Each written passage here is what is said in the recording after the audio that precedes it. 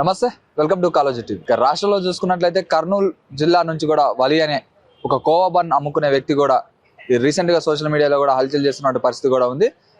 ఈ కోవా బన్ సంబంధించి కూడా ఆంధ్రప్రదేశ్ మంత్రులు కావచ్చు, వాళ్ళందరూ కూడా స్పందించినటువంటి పరిస్థితి కూడా ఉంది. అయితే జనసేన పార్టీ నుంచి కూడా స్పందించారు, అలాగే టీడీపీ పార్టీ నుంచి కూడా స్పందించారు, అలాగే తెలంగాణ రాష్ట్రంలో కూడా కాంగ్రెస్ పార్టీ అభ్యర్థులు కూడా స్పందించినటువంటి పరిస్థితి కూడా ఉంది. అయితే ఈ విషయంపై కూడా మన దగ్గర ఇప్పుడు మహమ్మద్ ఫయాజ్ ఉన్నారు, మనం మాట్లాడే ప్రయత్నం అయితే చేద్దాం. నమస్తే అన్న. నమస్తే అన్న, ఎట్లా చూసుకోవచ్చు ఇప్పుడు కోవా బన్ విషయం కూడా చాలా సంచలనంగా మారింది. ఒకప్పుడు లవ్ జిహాద్ అన్నారు, ఇప్పుడు మేడారం జాతరలో కూడా కోవా బన్ అమ్ముకునే వ్యక్తి ఒక చిరు వ్యాపారి పైన కూడా ఫుడ్ జిహాద్ అనే ఒక సంచలనంగా మార్చి కూడా ఒక మీడియా పర్సన్ కూడా దీనిపై చాలా వ్యాఖ్యలు కూడా చేశారు. పోలీసులు చెప్పండి అంటూ కూడా అసలు ఎందుకు వచ్చారు, పక్క రాష్ట్రం నుంచి కూడా ఎందుకు వచ్చారని చెప్పి కూడా మాట్లాడడం జరిగింది. దీనిపై ఏం చెప్తారన్న మీరు? నేను మొహమ్మద్ ఫయాజ్, రాహుల్ ప్రియాంక గాంధీ సేన కాంగ్రెస్ ప్రెసిడెంట్ని, తెలంగాణ స్టేట్. అయితే కోవా బన్ అనేది ఈ మధ్యలో సంచలనంగా మారింది. దీనికి కొన్ని కారణాలు ఉన్నాయి. యాక్చువల్లీ ఆయన ఎక్కడి నుంచో 600-1000 కిలోమీటర్ నుంచి ఇక్కడ వచ్చి అమ్ముకోవడానికి వచ్చినోడిని మరి నీ పేరు అడిగి నీ మ్యానుఫ్యాక్చర్ ఉందా లేదా అని, తర్వాత ఎక్స్పైరీ డేట్ అయిపోయింది, దీంట్లో పురుగులు ఉన్నాయి అవి అని ఆయన భయభ్రాంతులు చేసి ఒక సంచలనమైన, అంటే ఒక విధంగా చూస్తే ఇది కొంత కుట్రగా, అంటే మీడియా ఏదైతే ఆయన పీరియడ్ తేజస్వి మీడియా కుట్రగా నేను భావిస్తున్నాను. బాలాజీ అనే అతను చాలామందిని టార్చర్ పెట్టాడు. ఈ మధ్యన వచ్చిన ఆయన కొంత పిల్లల్ని కావాలని టార్చర్ పెట్టి మరి ఆ మొబైల్ ఏదో కేసు ఉంది, ఆ కేసు మీద ఒక లేడీని అయితే ఎన్నో కష్టాలు అనుభవించింది. అయితే దాన్ని అట్లా పక్క పెడితే ఇప్పుడు ఆ యొక్క యజమానిరాలి ప్రియాంక చౌదరి అని ఎన్నో సందర్భాలు ఆమె డిబేట్స్ నేను చూస్తుంటాను. డైవర్స్ కేసులు, ఆ కేసులు, మట్టి కేసులు అన్నీ అని చెప్తుంది, అందరినీ తీసుకొచ్చి అక్కడ డిస్కషన్లో పెడుతుంది. కానీ ఆమె నిజరూపం అనేది ఆమెకు పిఆర్పి కావాలనే దృక్పథంతో ఆమె చేసిన ఈ ఏదైతే ఉందో ఇది చాలా తప్పు. నాకు ఇప్పుడు అర్థమయ్యేది ఏంటంటే ఇది ఓన్లీ బన్ కాదు, కోవా బన్ కాదు, దీని వెనక చాలా కుట్ర ఉంది. అది ఏంటంటే ఈ రోజుల్లో స్టెఫిన్ అనే ఒక ఫైల్ ఓపెన్ అయింది అమెరికాలో, దాన్ని కప్పిపుచ్చుకోవడానికి ఇది ఒక నాటకం ఆడుతున్న ఈ బీజేపీ ప్రభుత్వం వాంటెడ్లీ ఇలాంటి విషయాన్ని బయటికి తీసుకొచ్చి వాంటెడ్లీ మోడీ గవర్నమెంట్, మోడీ యొక్క పేరు రాబట్టికి ఆ ఫైల్లో ఈరోజు కప్పిపుచ్చుకోవడానికి ఈ విధమైన నాటకాలు ఆడుతున్నాయి. ఇంకో విషయం, అగ్రికల్చర్ అనేది మన దేశానికి కావాల్సిన మెయిన్ స్ట్రీమ్ మనం. అయితే దాన్ని నాశనం చేయడానికి మోడీ గవర్నమెంట్ ఇప్పుడు మన ట్రేడ్ డీల్ మీద సిగ్నేచర్ చేయడం జరిగింది. అయితే దీన్ని ప్రశ్నించకూడదు.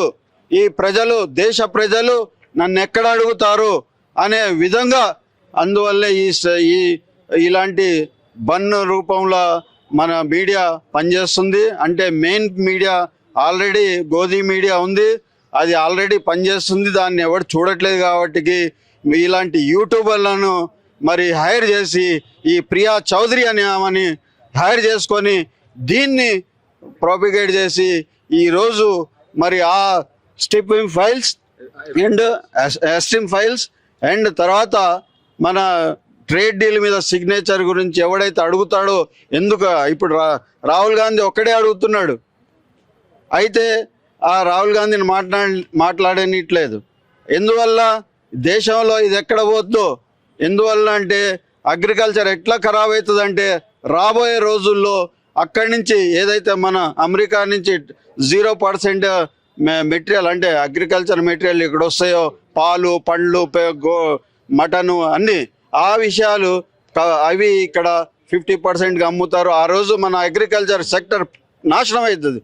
ఆ నాశనం చేయడానికే ఇలాంటి బన్నులు గిన్నులు లాంటి చేయమని ప్రోత్సహించినట్టు నేనైతే భావిస్తున్నాను. అది వాస్తవం.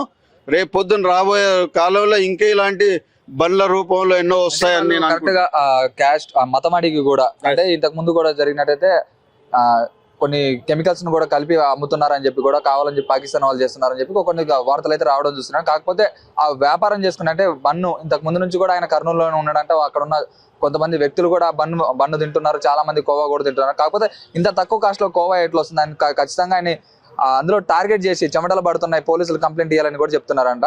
దీన్ని ఎట్లా చూసుకోవచ్చు మరి? ఆయన బాలాజీ గౌడ్ అన్న వ్యాఖ్యలు కావచ్చు కావాలని చెప్పి చేస్తున్నట్ట, లేకపోతే హిందూ మతాన్ని వాళ్ళు సపోర్ట్ చేస్తున్నట్టు మాట్లాడినారు, ఎట్లా చూసుకోవచ్చు? ఎప్పుడైనా సరే ఒకటి బాలాజీ అనే అతను రిపోర్టర్ని ఒక మాట చెప్పదలుచుకున్నా.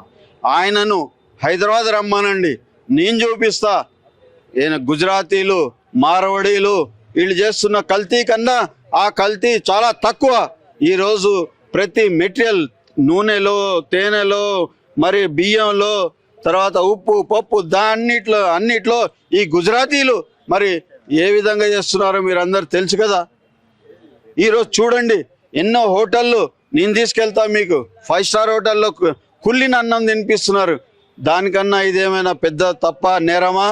కావాలని ఆ వలి అని పేరు రాగానే ఈడే దొరికిండు అనే ఏదైతే బాలాజీ ఒక వర్డ్ యూజ్ చేసిండో, అప్లోడ్ చేసిండో, దొరికిండ్రా బాబు అన్నట్టు. అంటే ఖచ్చితంగా మతం అనే అడ్డు పెట్టుకొని ఇదంతా, అంటే ఆయన ముస్లిం అని చెప్పి ఇదంతా టార్గెట్ చేసినట్ట ఎట్లా? ఇప్పుడు చూడండి దేశంలో ఏం జరుగుతుందంటే ముస్లింను చూపించి ఓట్ బ్యాంకును లాక్కోవడానికే వీళ్ళు ప్రయత్నిస్తున్న ప్రభుత్వాలు ఇవి. ఏదైతే బీజేపీ ఆర్ఎస్ఎస్ ప్రభుత్వం ఏదో ఉందో ఈరోజు అది వాంటెడ్లీ ముస్లింని బూచిగా చూపించి, అంటే మీకు ఈయన దుష్మన్, అంటే ఈయన శత్రువు అని చూపించి ఈ రోజు వరకు పబ్బం కట్టుకుంటున్నారు. రేపు కూడా అదే చేస్తారు. కానీ ముస్లిం అంటే వాళ్ళకు ప్రేమ ఉందో లేదో అది తర్వాత సంగతి. ఓటు బ్యాంకు కోసమే ఈ ముస్లిం అనే ఒక పదాన్ని యూజ్ చేసి మన ఎవరైతే విక్టమ్ ఉన్నాడో పాపం ఆయనకు తిండి కోసం అమ్ముకోవడానికి 10 రూపాయల బండి ఏం లాభాలు గజిస్తాడు. ఆయన చూపిస్తున్నాడు కూడా, ఆయన తిన్నాడు కూడా. ఆయన నోట్లో నువ్వు చెప్పకముందే తింటావా అనగానే తినేసిండు. అదే పాయిజన్ అయితే ఆయన ఎందుకు తింటాడు? వాళ్ళ కొడుకుని తినిపించిండు, వాళ్ళ అందరికి తినిపించారు. మొత్తం ఊరు మొత్తం మేము రోజు తింటామా అన్నారు, పక్క ఊర్లలో తింటా అన్నారు. దీనికన్నా ఏమైనా ఇది ఉందా?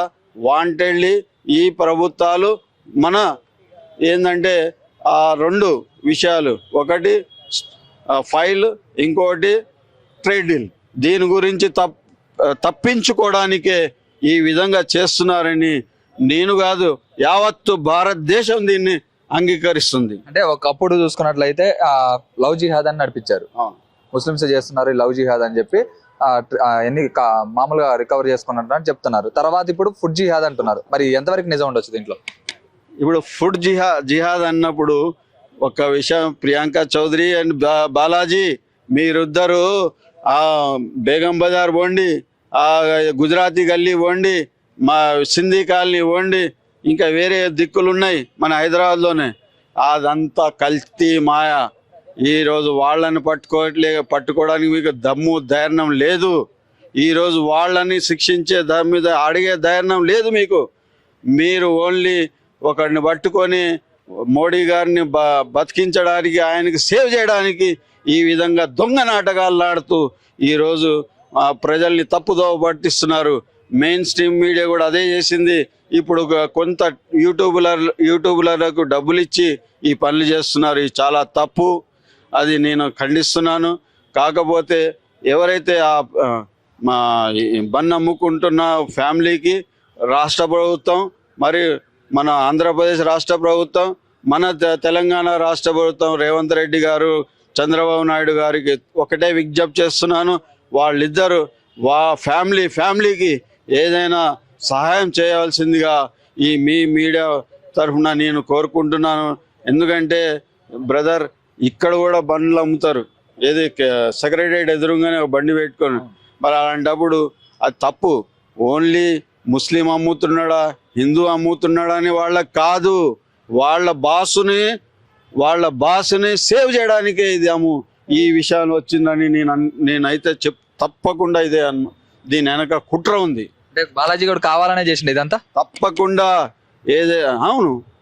లేకపోతే ఏమవసరమే బాలాజీకి వాడికి ఒక్కడెవడో అన్నామగుడు ముస్లిం కనబడితే ఆ తక్కని ఆయన లాక్కోవడానికి పాపం ఆయన ఏదో చేసుకుంటుంటే రావడానికి ఇదంతా స్క్రిప్ట్, గవర్నమెంట్ ఆఫ్ ఇండియా యొక్క స్క్రిప్ట్ ఈయన చదివాడు.